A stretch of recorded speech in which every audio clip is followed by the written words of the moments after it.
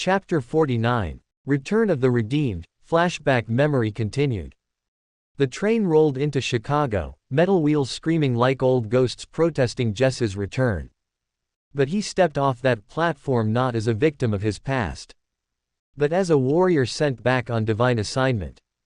Elijah, Abigail, Pastor Wright, and a few members of the restored AshWood outreach team followed behind, each carrying Bibles, compassion, and heaven's authority. They prayed under their breath as the city's spiritual tension became almost tangible.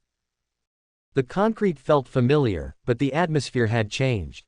Or maybe, BJ had. The first flashback. As they passed an old bus stop, Jess's vision blurred.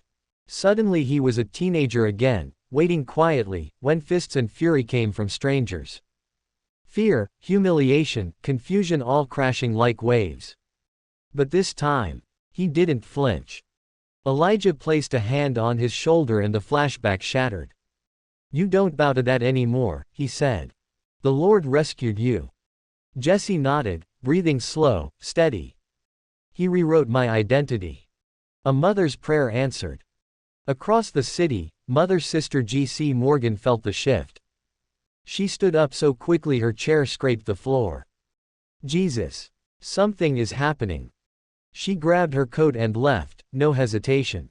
Faith moved her steps. Blocks away, Jesse and the team turned a corner. Mother and son locked eyes. Years of struggle. Years of understanding. Years of survival. Years of love and respect. All of that mattered the moment they embraced. Mother Sister G.C. Morgan wept openly, whispering, "I never stopped praying for you." Jesse held her tightly and whispered, "And God never stopped hearing you. Thank you, Mom." He introduced his family from AshWood. "This is the team, Ma. We're here to bring light." She nodded with determination rising, "Then let's go shine it." A sister already fighting.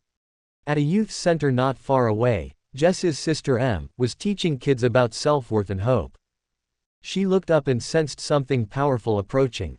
When she turned and saw Jesse standing in the doorway beside their mother, her breath caught. Big bro. They hugged like God himself stitched the missing years together right there in that room. "You're doing God's work," Jesse said. "So are you," she smiled through tears. A new alliance. Pastor Wright spoke, "Chicago will not be changed by one church, but by the church united." Jess's sister smiled and gestured around her. "These kids are hungry for truth. For love. For someone to believe in them." Mother Sister G.C. Morgan placed her hands on both of them. "This time, our family is standing together." Jesse felt something break, chains of isolation and fear melting away. "Chicago saw me wounded. Now it will see me redeemed." Hell takes notice. In the spiritual realm, demonic forces stirred uneasily. The ones that once exploited this family's pain now felt their influence slipping. What they thought was their territory now vibrated with holy purpose. A dark voice hissed, "They were supposed to stay broken." But heaven answered with authority, "They belong to me." A new mission field. BJ turned to the group, now a united front of AshWood and Chicago believers. "We start with the forgotten places. The places that tried to forget us first."